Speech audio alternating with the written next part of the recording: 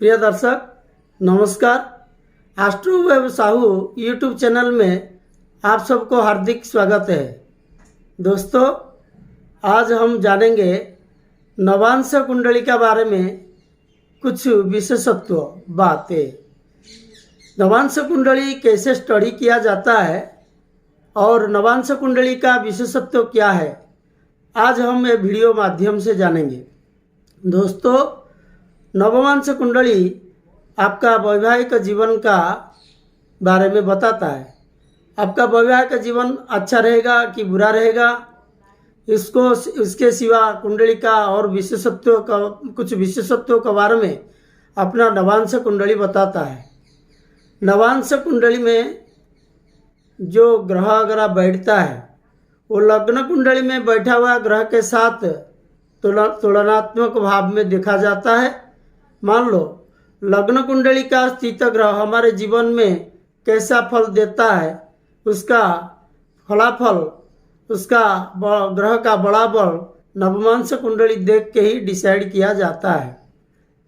अगर लग्न कुंडली में कोई ग्रह अच्छा पोजीशन में बैठा है, नवमांश कुंडली में कुछ खराब पोजीशन में बैठा है, तो ग्रह का बड़ा बल कम हो जाता है। अगर लग्न कुंडली पेड़ है तो नवमांश कुंडली उसका फल है। अगर लग्न कुंडली और बड़ी है तो नवमांश कुंडली वो बड़ी का स्ट्रेंथ बोला जाता है। साथ ही साथ नवांश कुंडली से हमें ये पता चलता है कोई ग्रह वर्गोत्तम है या नहीं है, उसका होकर वर्गोत्तम है या स्वराशि का होकर वर्गोत्तम है। ऐसे बहुत सारी बातें हमको नवांश कुंडली से जानकारी मिलता है। और फलादेश करते टाइम हम नवांश कुंडली को देख के ही फलादेश करना चाहिए। लग्न कुंडली और नवांश कुंडली दोनों कुंडली सामने रख के ही फलादेश करना चाहिए। नवमांश और लग्न कुंडली दोनों स्टडी करना सीखेंगे। चलिए आइए, हमें दो कुंडली, एक लग्न कुंडली और एक नवमांश कुंडली, ये दोनों कुंडली के तुलनात्मक देखेंगे और जानेंगे ये नवमांश कुंडली कैसे स्टडी किया जाता है। देखिए, मान लो कोई ग्रह लग्न कुंडली में मेष राशि में बैठा है, नवमांश कुंडली में भी वही ग्रह मेष राशि में ही बैठा है, उसको हम राशि वर्गोत्तम कहते हैं। यहाँ देखिए, मान लो मंगल लग्न कुंडली में मेष राशि में बैठे हैं और नवांश कुंडली में वही मंगल मेष राशि में ही बैठा है, तो उस कुंडली के लिए मंगल को राशि वर्गोत्तम कह जाए।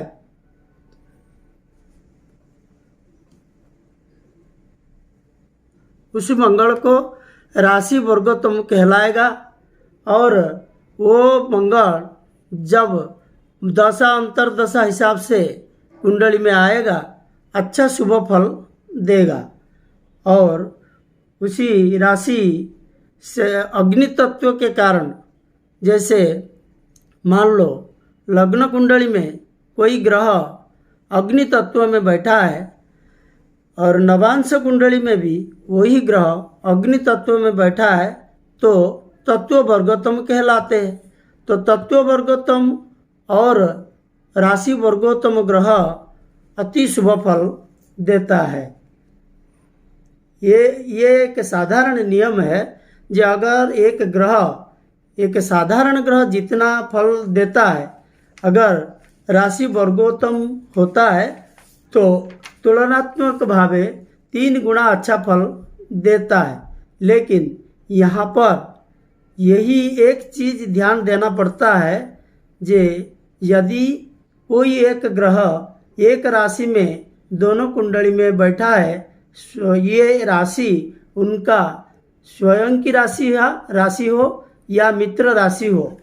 शुभ अगर मित्र राशि है और स्वयं का राशि खुद का राशि है तो शुभ फल में बढ़ोतरी करेगा। अगर शत्रु राशि है, नीच राशि है, तो शुभ फल में खराब फल देगा, मतलब वो ग्रह बहुत खराब फल देता है। अगर लग्न कुंडली में किसी का मीन लग्न है, मान लो ये मीन लग्न का है, नवांश कुंडली में भी उसका मीन लग्न है, तो दोनों कुंडली में लग्न सेम हुआ है। इसका मतलब ये दोनों कुंडली का, ये कुंडली का लग्न वर्गोत्तम कहलाएगा, वही कुंडली लग्न वर्गोत्तम कहलाएगा।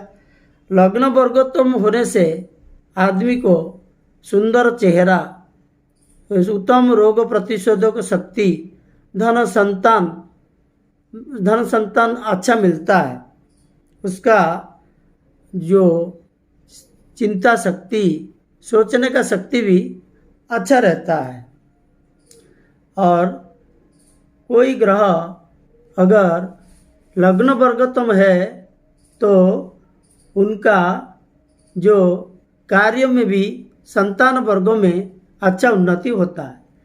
अगर लग्न कुंडली में कोई ग्रह, अगर लग्न कुंडली में द्वितीय भाव में कोई ग्रह बैठा है और नवांश कुंडली में भी वही द्वितीय भाव में ग्रह बैठा है, द्वितीय भाव का स्वामी अगर लग्न में बैठा है तो आदमी, ये लग्न का द्वितीय भाव धन का हो गया, इसीलिए आदमी धन संग्रह में हमेशा व्यस्त रहता है।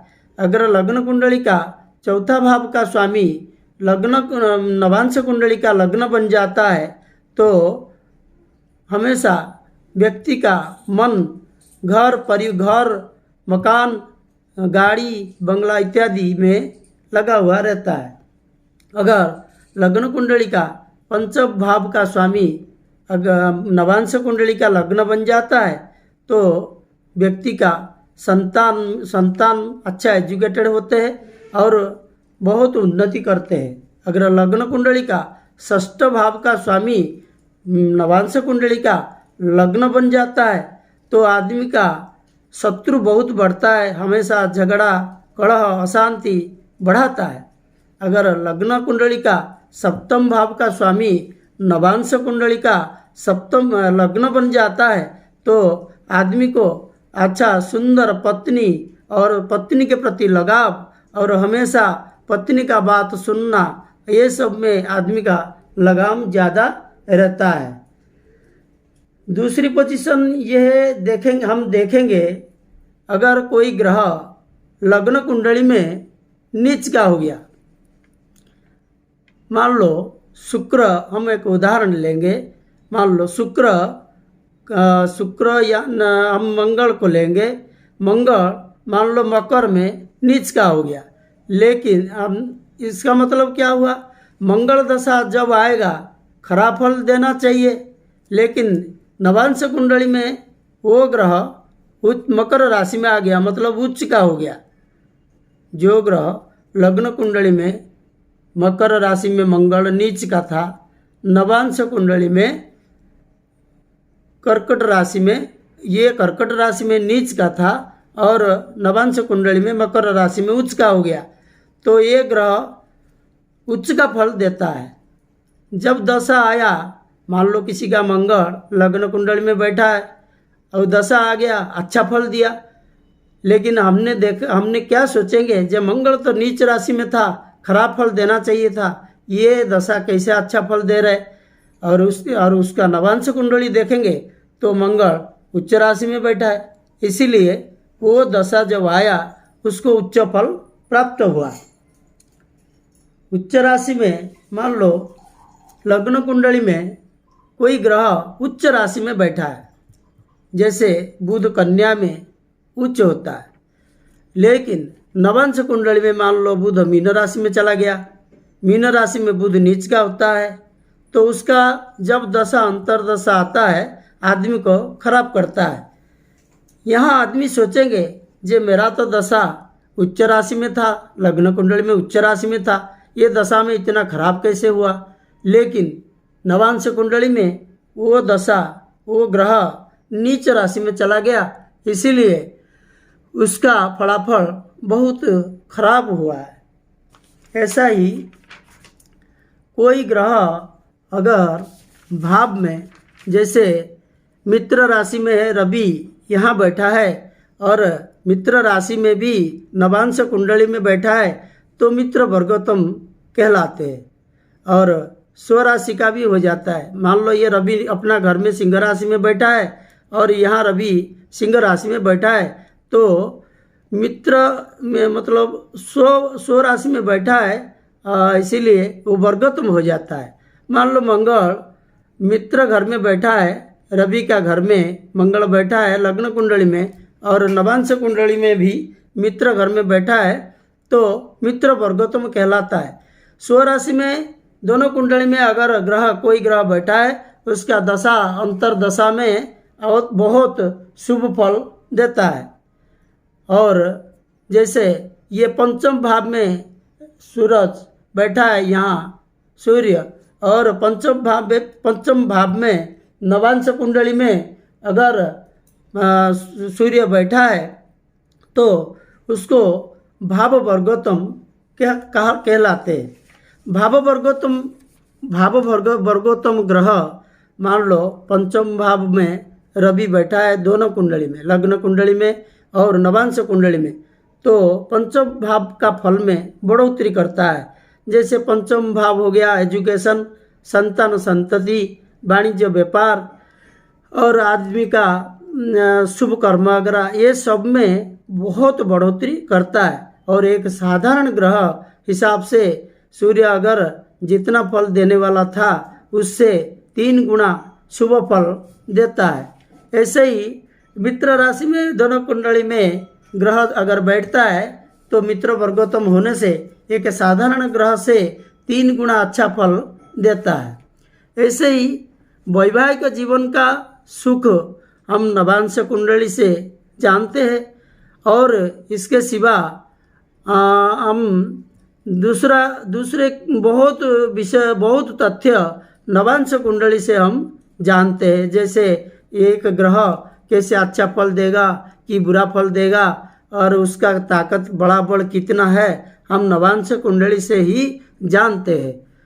अच्छा, कोई मान लो नवांश कुंडली में शुक्र और बृहस्पति अच्छा पोजीशन में बैठे हैं और लग्न कुंडली में थोड़ा खराब पोजीशन में है, तो भी वो शुक्र और बृहस्पति दोनों अच्छा फल देते हैं। मेरा कहने का मतलब यही है, जे नवांश कुंडली कोई भी विषय में नवांश कुंडली अगर स्ट्रांग है, तो लग्न कुंडली में थोड़ा खराब स्थिति ग्रह भी अच्छा फल देने लगता है।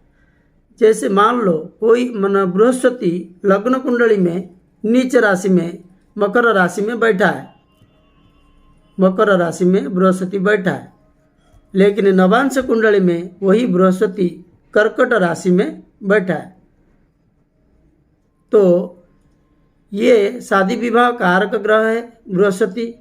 और शुक्र भी पुरुषों के लिए शुक्र और लड़की के लिए गुरु विवाह का कारक ग्रह होते हैं।